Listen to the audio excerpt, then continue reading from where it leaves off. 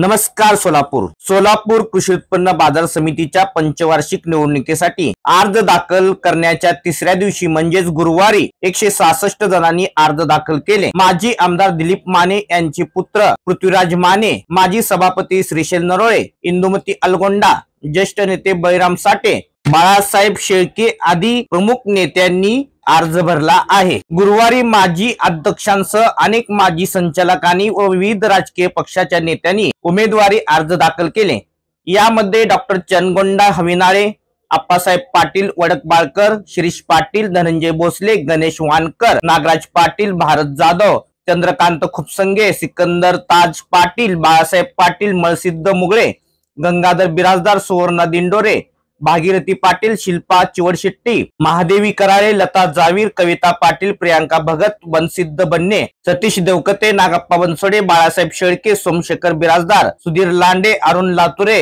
विरूपाक्ष घेरडे, रमेश आसबे, शालिवाहन माने, सचिन गुंड, निखिल देशपांडे, यतीन शहा, उमेश मळेवाडे, सुनील कुमार नांगरे, हुन्नरसिद्ध शेजाळे, रियाज बागवान, केदारनाथ उंबरजे, संजय सिंदगी, चंद्रकांत रमण शेट्टी आदींनी उमेदवारी अर्ज दाखल केले। सोलापूर कृषी उत्पन्न बाजार समितीच्या निवडणुकीसाठी पहिल्या दिवशी 12 अर्ज दाखल झाले होते। माजी आमदार दिलीप माने व त्यांचे सुपुत्र पृथ्वीराज माने, बाजार समितीचे माजी संचालक बाळासाहेब शेळके, अविनाश मार्तंडे, केदार उभुते, माजी जिल्हा परिषद सदस्य ज्योती मार्तंडे, बोरामणी पंचायत समितीचे माजी सदस्य धनेश आचलारे, माजी सरपंच संतोष पवार व सिद्धाराम हेले, शिवानंद पाटील, तेलगावचे माजी सरपंच श्रीशैल पाटील, श्रीशैल भुसनगी, शिवसेना शिंदे गटाचे उपजिल्हा प्रमुख अण्णाप्पा सतुबोर, बाळासाहेब पाटील, इंद्रजित लांडगे, शिवानंद आंदोडगी असे एकूण 50 अर्ज दाखल झाले होते। आजपर्यंत एकूण अर्जांची संख्या 288 झाली आहे।